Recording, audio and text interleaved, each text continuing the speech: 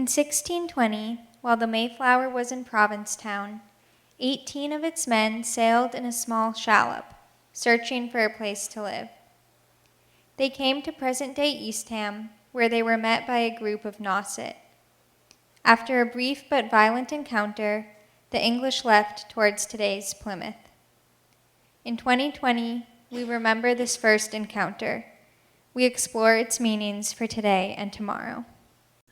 Good evening and welcome to our Sunset Series. Tonight we're happy to welcome Paul Higgins. He has been living in Eastham for some years in retirement. Eastham has always been sort of the base for his family as they've moved around the country, and he'll explain. He's an 11th generation descendant of Richard Higgins. There were 7 English families that came here in the 1640s, and Richard Higgins was the head of household for one of those 7. Welcome, Paul. Thank you, Tom, and thank you, Eastham 400 Commemorative Committee, for inviting me to talk about our family and Cape Cod history. Growing up, my father was a U.S. naval officer, and we moved about frequently.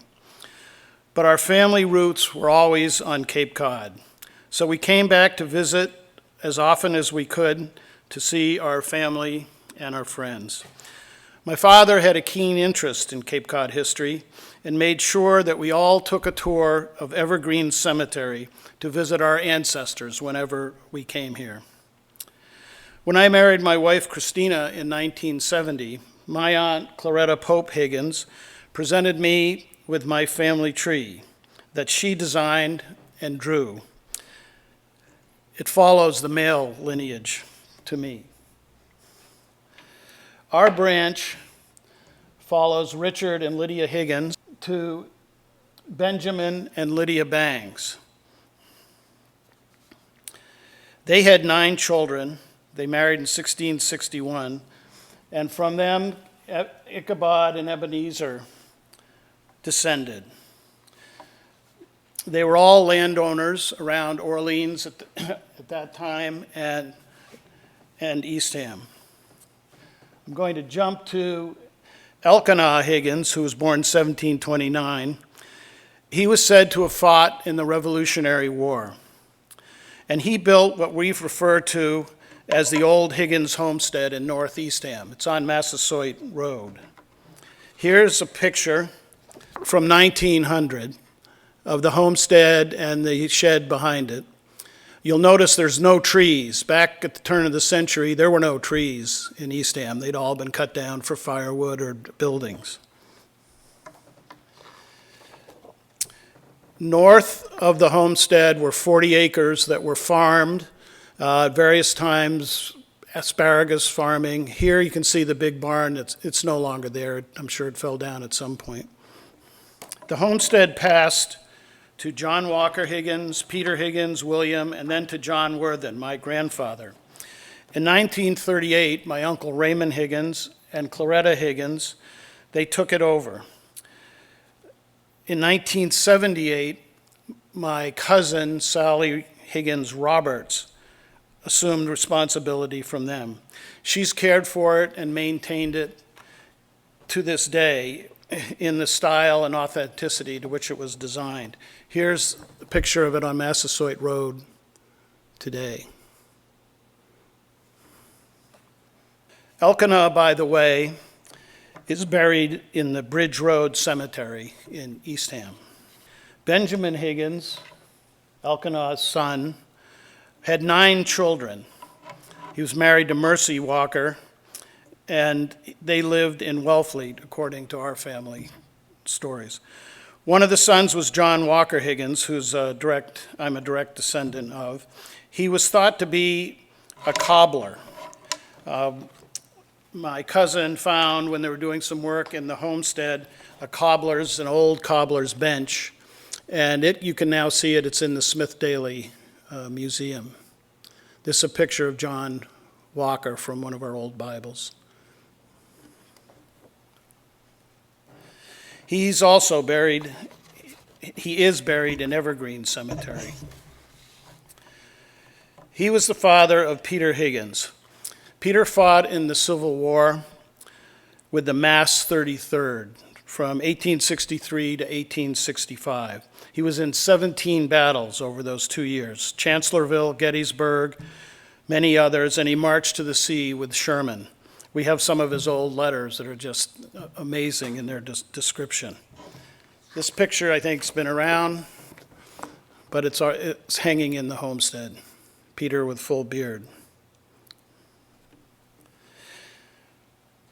When he returned from the war, he served as lighthouse keeper at the Three Sisters, and later was assistant keeper at the Highland Light in Truro. Our family lore says that my grandfather, John Worthen Higgins, was born in the lighthouse. The dates seem to match up. He married his second wife, Phoebe Burroughs, in 1868 and had 2 sons with her, and there were twins who died at a very early age. They're in Evergreen Cemetery as well.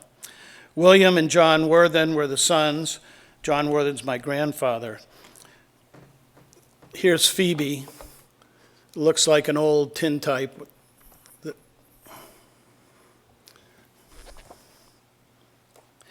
Peter served several terms as selectman of Eastham and was town moderator at one point. John Worthen, Sr., lived around Boston and spent most of his summers on Cape Cod. In the 1930s, he was the miller at the Eastham windmill and gave tours and provided entertainment. Here's a picture of a postcard that he had done in the late 30s. He had 4 children, the youngest of which was my father, John W. Higgins, Jr. My dad went through college on an NROTC scholarship, and he was teaching school in Salem when we joined World War II. Shortly thereafter, he was at sea on a destroyer escort. He became a career naval officer after that. He taught at the Naval Academy, the Newport War College, and Villanova University. At sea, he commanded destroyer squadrons and divisions. He retired as commanding officer of the Key West Naval Station in Florida. And here's a picture of him in Newport in 1963. Dad passed away in 1993 at 82, and he's buried in Evergreen with his ancestors. That brings us to me. I spent summers here in high school and college. I remember when Arnold's was Gertrude's Beach Box. We've had a cottage here since 1973, and when I retired in 2003, we've moved down full time. As I mentioned, Christine and I were married in 1970, and we were presented with this family tree. It does need some updating. We had a son, Lee Worthen Higgins, and a daughter, Sarah Rebecca Higgins. Lee and his wife, Kari, have 3 beautiful daughters. Sarah and Colin Campbell presented us with June a year ago. They all love Cape Cod and visit whenever they can. We have many cousins. My sisters visit here all the time and have properties here as well. We will make sure that the cemetery tours and the history of Eastham continues through them. Thank you again, Eastham 400 Committee, for organizing this program. My name is Joanna Hollick. I'd like to share an invitation with you regarding Eastham 400's other series, the Campfire Series. The Campfire Series is a series of hour-long presentations each Sunday in July and August that delve more deeply into some of the topics that we discuss here on the Sunset Series. I am happy to share that 2 of our campfires will be held in person. On Sunday, August 16th and Sunday, August 30th, these campfires will take place at the Eastham Windmill at 6 p.m.